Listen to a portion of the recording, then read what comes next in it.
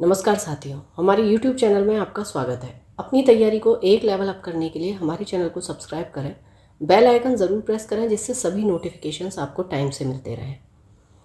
Lucent theory plus question answer series में भौतिक विज्ञान के अंतर्गत आज हम अध्ययन करेंगे पृष्ठ तनाव यानी कि सरफेस टेंशन का। चलिए शुरू करते हैं। पृष्ठ तनाव ससंजक बल यानी कि कोहेसिव फोर्स। एक ही पदार्थ के अणुओं के मध्य लगने वाले आकर्षण बल को हम ससंजक बल कहते हैं। ठोसों में ससंजक बल का मान अधिक होता है, फलस्वरूप उनके आकार निश्चित होते हैं। गैसों में ससंजक बल का मान नगण्य होता है। आसंजक बल यानी कि एडहेसिव फोर्स। दो भिन्न पदार्थों के अणुओं के बीच लगने वाले आकर्षण बल को आसंजक बल कहते हैं। आसंजक बल के कारण ही एक वस्तु से दूसरे से चिपकती है। पृष्ठ तनाव सरफेस टेंशन। द्रव के स्वतंत्र पृष्ठ में कम से कम क्षेत्रफल प्राप्त करने की प्रवृत्ति होती है, जिसके कारण उसका पृष्ठ सदैव तनाव की स्थिति में रहती है। इसे ही पृष्ठ तनाव कहते हैं। किसी द्रव का पृष्ठ तनाव वह बल है जो द्रव के पृष्ठ पर खींची गई काल्पनिक रेखा की इकाई लंबाई पर रेखा के लंबवत कार्य करता है। यदि रेखा की लंबाई L पर F बल कार्य करता है तो पृष्ठ तनाव यानी कि सरफेस टेंशन कितना T हो गया F/L। पृष्ठ तनाव का SI मात्रक न्यूटन/मीटर हो गया। न्यूटन हो गया बल का और मीटर हो गया लंबाई का। द्रव के पृष्ठ के क्षेत्रफल में एकांक वृद्धि करने के लिए किया गया कार्य द्रव के पृष्ठ तनाव के बराबर होता है। इसके अनुसार पृष्ठ तनाव का मात्रक जूल/मीटर² होगा। द्रव का ताप बढ़ाने पर पृष्ठ तनाव कम हो जाता है और क्रांतिक ताप यानी कि क्रिटिकल टेम्परेचर पर यह शून्य हो जाता है। घुलनशील नमक मिलाने पर जल का पृष्ठ तनाव बढ़ जाता है। कई बार ये पूछा गया है। केशिकत्व।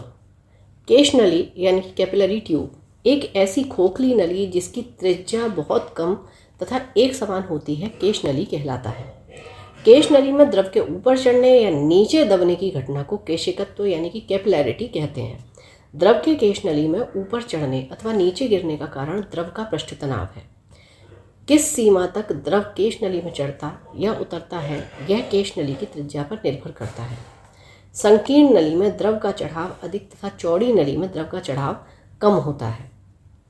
सामान्यतः जो द्रव कांच को भिगोता है वह केश नली में ऊपर चढ़ जाता है और जो द्रव कांच को नहीं भिगोता है वह केश नीचे दब जाता है। जैसे जब केश नली को पानी में डुबाया जाता है तो पानी ऊपर चढ़ जाता है और पानी का सतह केश नली के अंदर धंसा हुआ रहता है। इसके लिए स्पर्श कोण यानी कि एंगल ऑफ कांटेक्ट न्यून कोण होता है।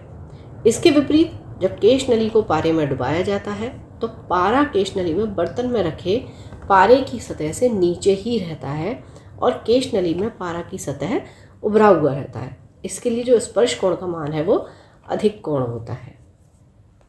केशिकत्व का उदाहरण ब्लॉटिंग पेपर स्याही को शीघ्र सोख लेता है क्योंकि इसमें बने छोटे छोटे छिद्र केश नली की तरह कार्य करते हैं। लालटेन या लैंप की बत्ती में केशिकत्व के कारण ही तेल ऊपर चढ़ता है। पेड़ पौधों की शाखाओं, तनों एवं पत्तियों तक जल और आवश्यक लवण केशिकत्व की क्रिया के द्वारा ही पहुँचते हैं।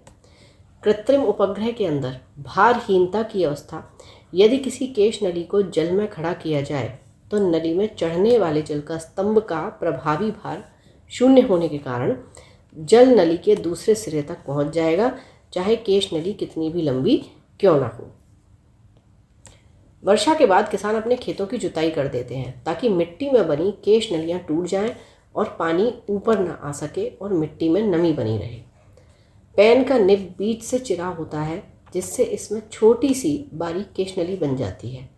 केश नली द्वारा स्याही निब की नोक तक चढ़ जाती है। केशिकत्व क्रिया के कारण ही कॉफ़ी पाउडर जल में बहुत ही शीघ्र घुल जाता है। पतली सुई पृष्ठ तनाव के कारण ही पानी पर तैराई जा सकती है। साबुन, डिटर्जेंट आदि जल का पृष्ठ तनाव कम कर देते हैं, अतः वे मैल में गहराई तक चले जाते हैं जिससे कपड़ा ज़्यादा साफ होता है। साबुन के घोल के बुलबुले बड़े इसीलिए बनते हैं क्योंकि जल में साबुन घोलने पर उसका पृष्ठ तनाव कम हो जाता है। पानी पर मच्छरों के लार्वा तैरते रहते हैं, परंतु पानी में मिट्टी का तेल छिड़क देने पर उसका पृष्ठ तनाव कम हो जाता है जिससे लार्वा पानी में डूबकर मर जाते हैं। गर्म सूप स्वादिष्ट लगता है क्योंकि गर्म द्रव का पृष्ठ तनाव कम होता है, अतः वह जीभ के ऊपर सभी भागों में अच्छी तरह से फैल जाता है। चलिए अब चैप्टर से संबंधित कुछ क्वेश्चन आंसर्स।